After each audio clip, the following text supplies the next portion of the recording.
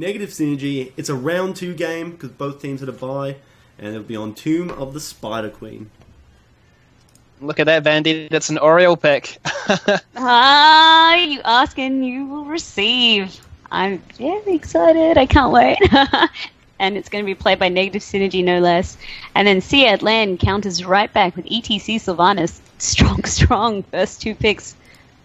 Absolutely, and I mean that's a lot of sort of wave clear, a lot of siege potential that you get when those objective spiders do come down onto the map. And with bands like Zul and Kerrigan definitely a very popular map for her to go onto. A lot of siege, or actually not a lot of siege, a lot of aggression she can do when she can bounce between such short lanes. And the Zul, like we mentioned before, they're actually going to go for the Zul ban as opposed to a Zagara one, which is an interesting one. Yeah.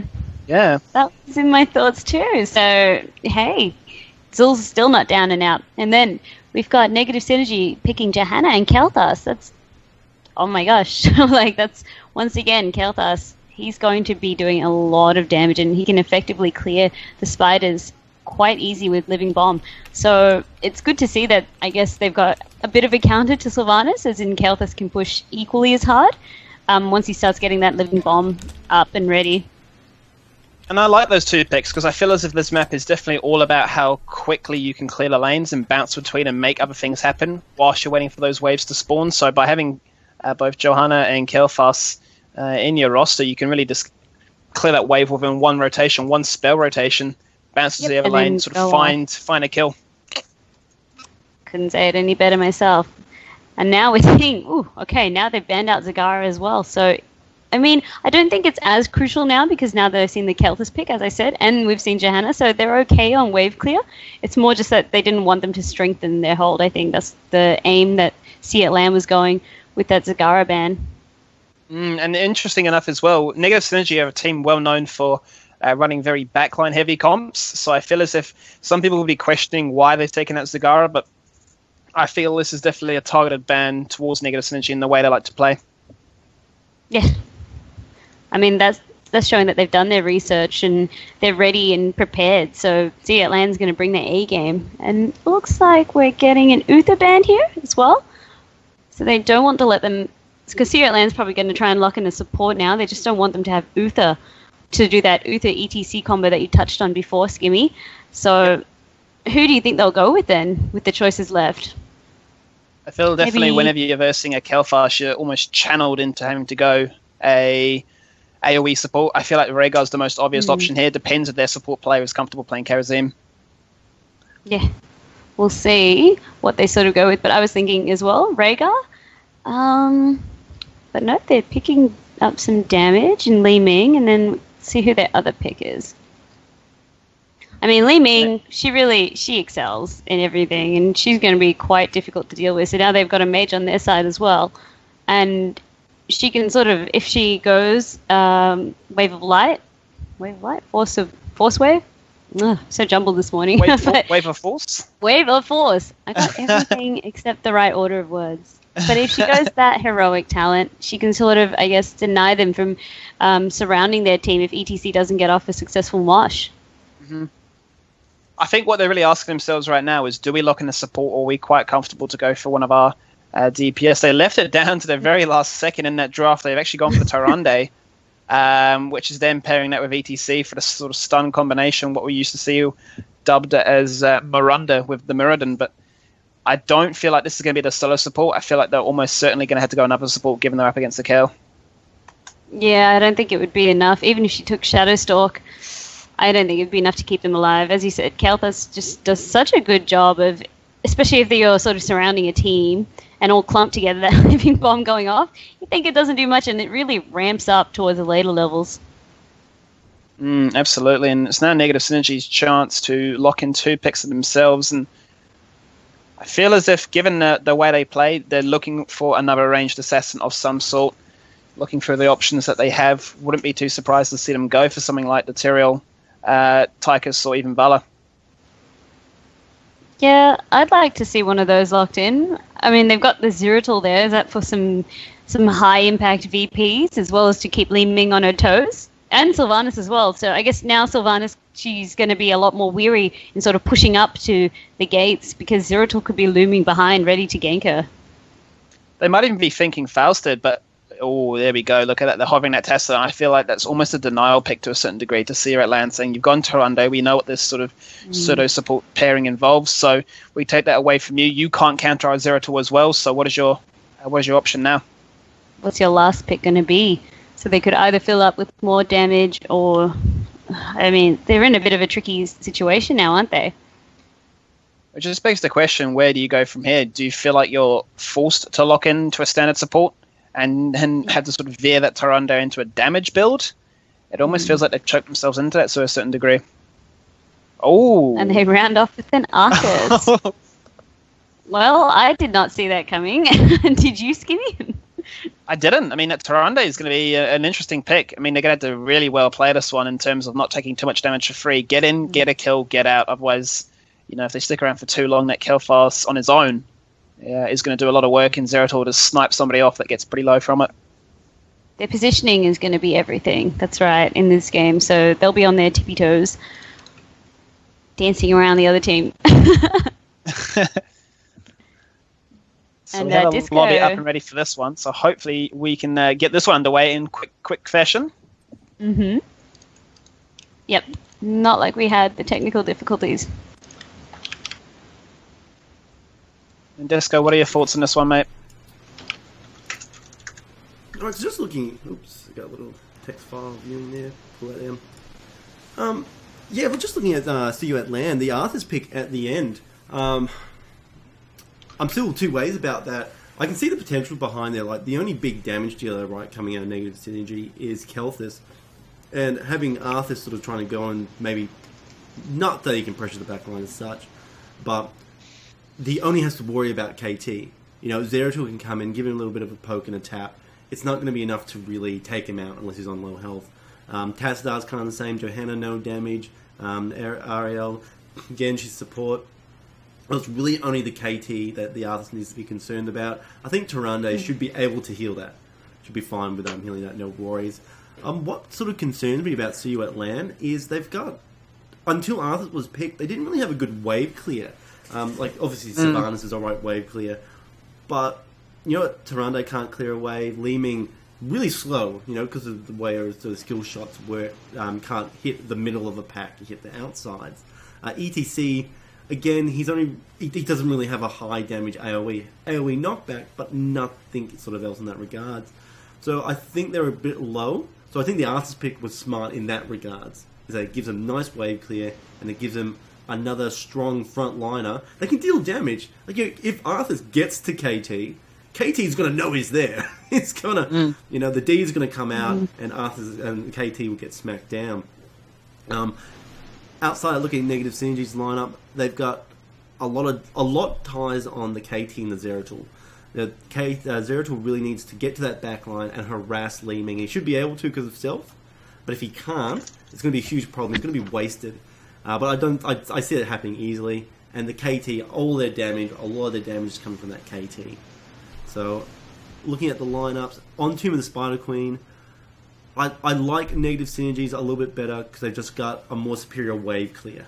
And I think that's going to help them with the objective. And, Web Weavers, 3 Web Weavers more often, it's just going to give them an experience lead. So I think that's how this is going to go down.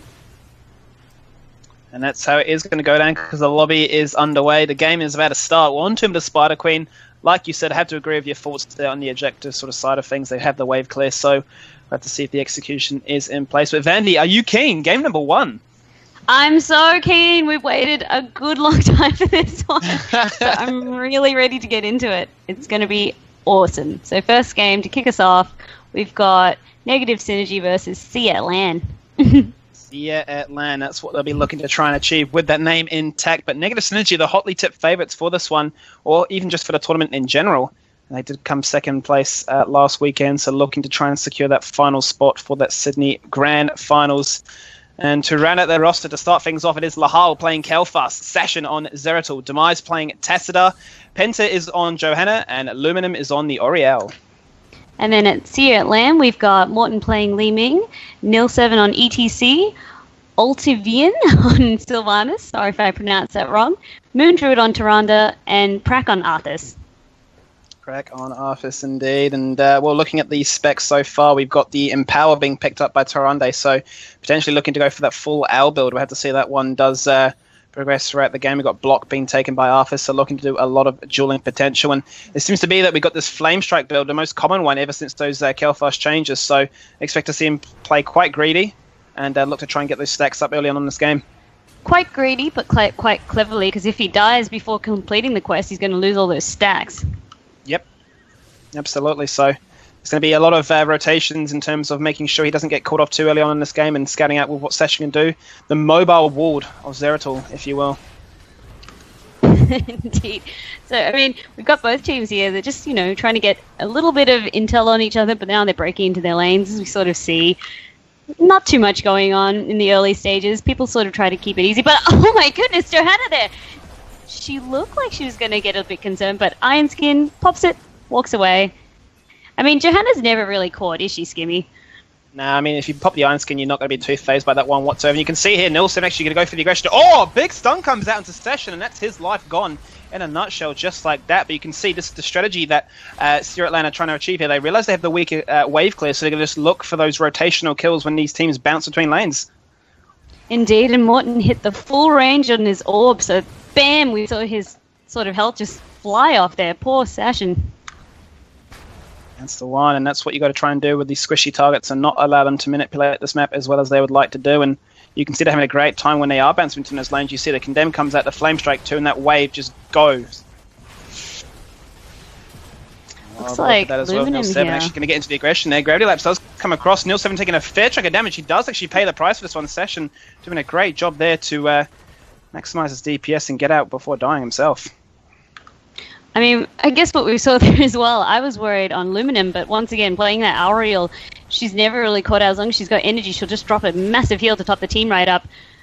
And Ultimate just getting away there with his Banshee spirits. I mean, they've got to play careful because, as you said, negative synergy, they're going to be looking for any sort of signs of that they can exploit, essentially, in the rotations, in the lanes. They're going to be keeping their eyes peeled.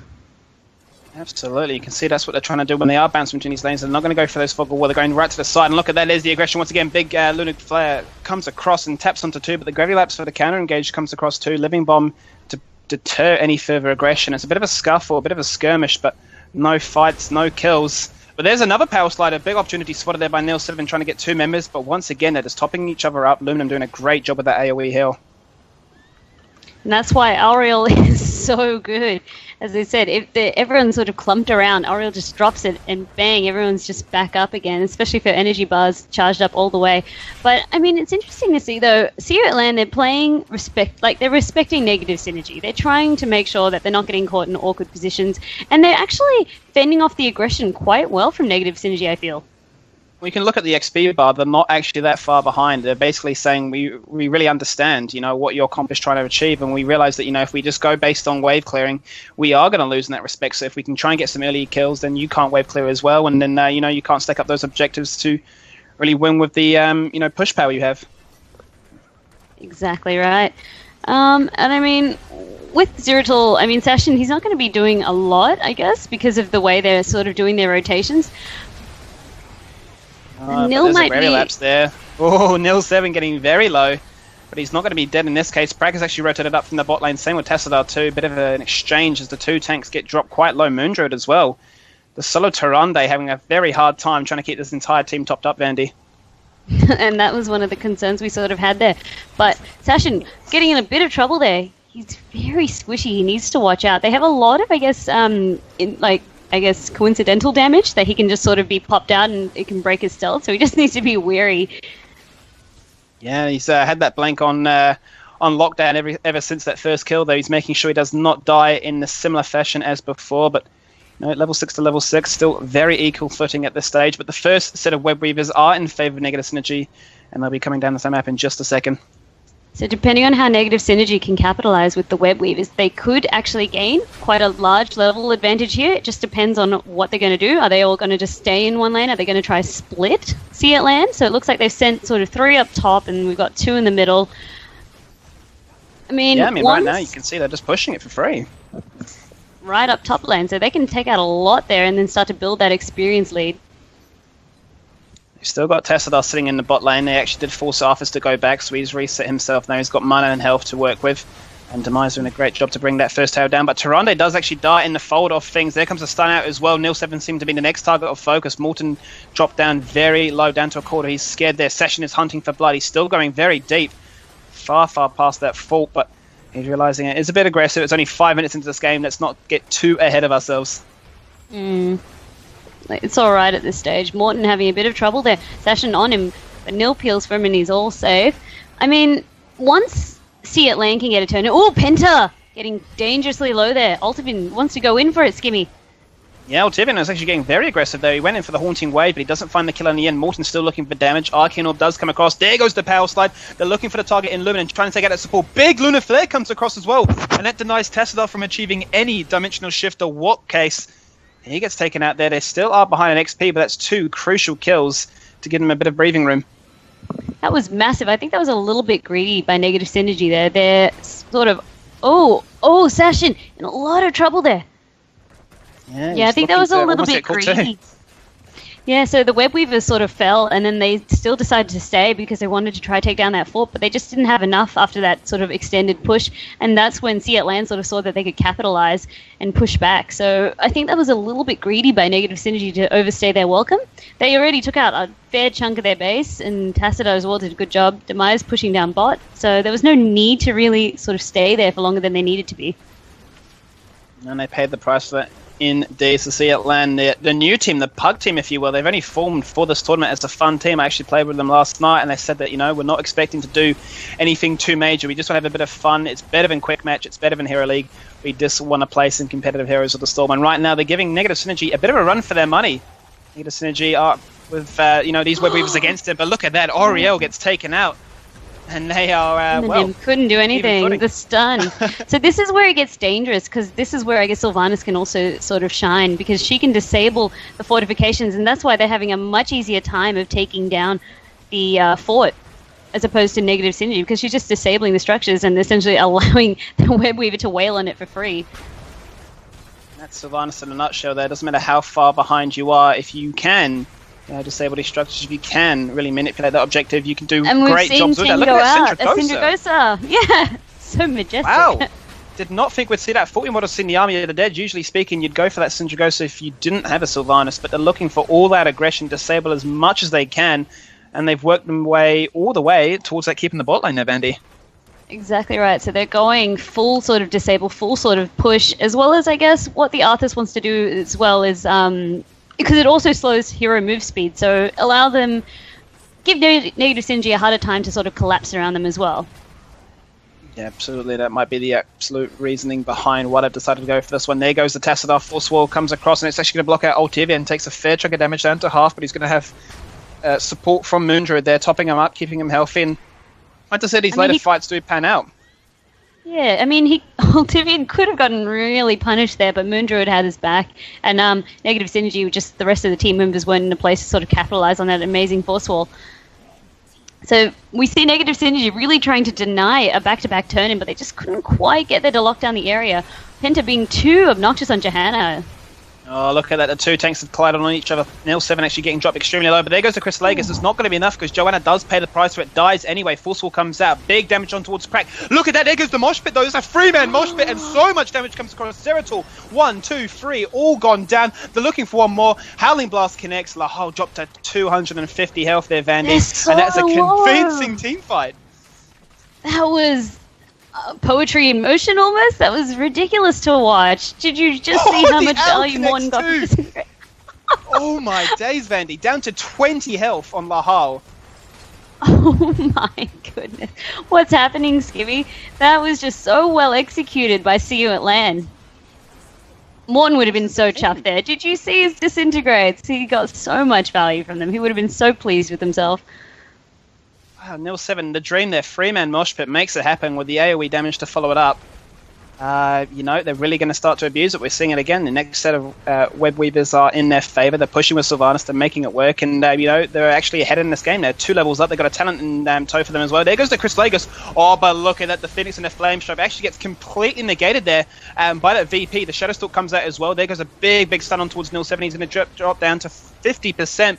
Power Slide comes across. They're looking for the full disengage, and that's a lot of ultimates from both sides burnt for free. Indeed. I mean, the push went on, but that was really unfortunate to see. Maybe the miscommunication there with the VP Phoenix sort of overlay. Yeah, you can see them right now looking to try and get a hand in 37 gems on Lahal, looking for their set of Web Weavers. Their way of turning this fight around. There goes Session, forced to blink already. Nil7 still hunting for it, but he doesn't have any team and support. Crack is looking to recall back, so numbers advantage are will be in favor of Negative Synergy. And this is an interesting sort of situation because, Sirat LAN are a tier up. This is when they want to fight with that talent in tow, but they're playing a little bit defensive right now. They just don't want to be caught out. And I mean, there was a little bit of a level advantage starting to happen where they were 2 levels up on Negative Synergy. In fact, if they can soak a little bit, they will get that level advantage. But, the force wall here! Skimmy! Yeah, they're looking to go for that kill once again on towards those 2 main targets. Kelfar's trying to do whatever he can with the Living Bomb. He spreads it around like wildfire, but it's not going to be enough to find a kill. Moondra topping himself and ETC back on up. But with these Web Weavers down, they're going to try and go, siege this middle fort. They're going to take those 2 towers down the gate as well. That Spider is still very healthy. Session has actually gone to the top lane to assist that wave, finishing off that fort there. But expect to see a fight break out in this mid lane as soon as level 13 is acquired by Negative Synergy. I mean, they're just playing it quite well. They're just trying not to go over-aggressive. They just want to clear the Web Weaver before they sort of go in. But Session, with the Void Prism right here, they could be in a lot of trouble.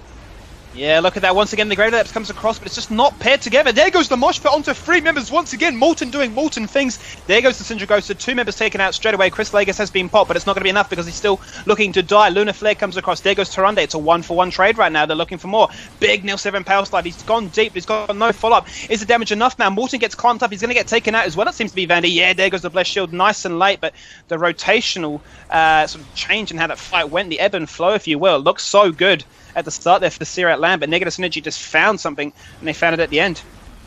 Definitely. Penta, huge value with that Blessed Shield, as well as that Void Prison just sort of...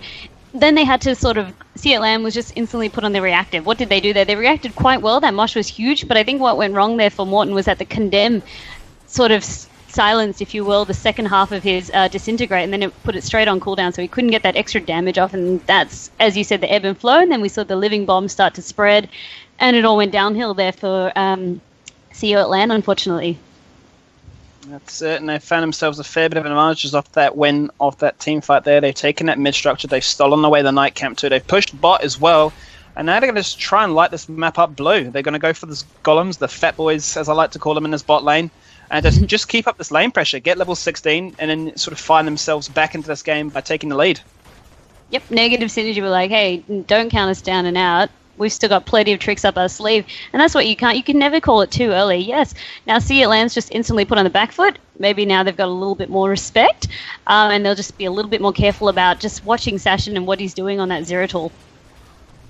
And that's what he is going to be doing, is just scouting out information all the time. And, they're trying to get this combination down with the Void Prism connects really with Kelfast. As you mentioned during the draft, they want to try and get a big Flame Strike where the team cannot separate from it. It lands and pops as soon as this Void Prism drops. But look at this. They're going to actually go very aggressively Negative Synergy that it is going to go for this boss. And Sirat LAN have no idea right now. Only close member for that is Prak. He's wanting to phase check it, but he doesn't have unlimited death, so he'd be very squishy. Sashin dropped the VP. Wow. Look, they're all stuck in it. So it's going to go to Negative Synergy, I think. They're going to try and fight them there at it, but whether they can get in from that force wall. They might fight for it, it seems to be. There goes the Gravelapse, empowered across 2 members, 2 crucial targets. There goes Condemn. Penta is up in the fold of things, but it's diving tank. And it seems to be that 3 members from Sirat LAN are very far behind. It's Prak versus the world right now. He's got 4 members behind him. He's trying to make something happen. There goes the mosh pit now, but instantly interrupted. They're still trying to find kills. Chris Lagos comes across. Tarunde, the first casualty. Looks to be that Tarunde and Arthas now both dropping down. Both World of Warcraft characters have been eliminated from this one as they are looking for more, though. Sashin is hunting. He's looking for this. He's going to go for Nil7. It's a bomb enough. It's not actually. Nil7 gets dropped down to 500, but it's not going to be enough for him to get the kill. They're still looking for the siege. The boss is pushing in, and Vandy, that looks to be like the very first keep in favor of NS. And I'm not surprised. So this is what we're sort of seeing as well. Kelthas is just going to continue to ramp up. Look at his hero damage. Skimmy, it's almost 50k, and the next highest member on his team is surprisingly Ariel, actually. But just KT, on Lahal on KT, that's just what KT does. He just scales so incredibly well. And this is, I guess, why Sea Land's also starting to find it a little bit harder. Because we saw a living bomb on Nil 7 as soon as he went in, but he had to back off and he accidentally put it back into the team. And then it just sort of spreads, and then we've got the flame strikes. So they've got a lot to deal with on their plates. And this is our concern during the draft was, is this Tyrande going to be enough to sustain them in these big fights? I mean, if they can get the resets, like we saw that convincing fight before where they took out 4 members, they will win, but they need those conditions to always be presenting themselves, and it's not going to be that case every single time. But look at this, they're going to go for a fight. They've caught out the squishy target. Tyrande gets taken out for free. There goes the VP, catches out free, and that is a lone wolf. That is a lone ETC. The cow on his own, looking to try and make things happen. He's separated from the team, free down in mid. He's up top, and Negative Synergy really looking to try and push this one on home because they've got another set of web weavers. So now there's high pressure for Sea Land to deal with. They've got a team member down, their supporters down, and now they've got Negative Synergy knocking at their door with web weavers. And they do indeed, and look at that, seems to be Nil 7 trying to find an opportunity once again. He doesn't have Mosh Pit for 10 seconds, but he gets paid. He actually gets taken out, and it looks like to be another casualty too. Brilliant stun from Ariel, taking out Arthas against his own tower. Both towers now taken out. The web weaver very, very healthy in this one. It's only Luminum. Altivian and Morton looking to prevent this one from taking any more casualties, but it seems to be this is another dead kit that can then rotate through to mid as well, complete the clean sweep, and that is an exposed core with plenty of lane pressure. I'm not really sure why Nil 7 went down in the bottom lane there. I didn't really see a need for it because they could Negative Synergy would instantly react in the way that they did, so I wasn't really sure what he was hoping to achieve there. It was just a bit of a confusing play in my eyes, but maybe he wasn't expecting them to react as quick as they did. There's just no need for it, especially with Moon drew down. I think to be it. That seems to be game, set, and match. Game number 1 here on Tomb of the Spider Queen. It is the best of 3, so they're not down and out of it, but Sea Land definitely giving them a good run for the money. There goes the Mosh Pit just for sort of glory's sake. Why not? Joanna walks in there with the Iron Skin saying, you can't stun me, but that's game, set, and match.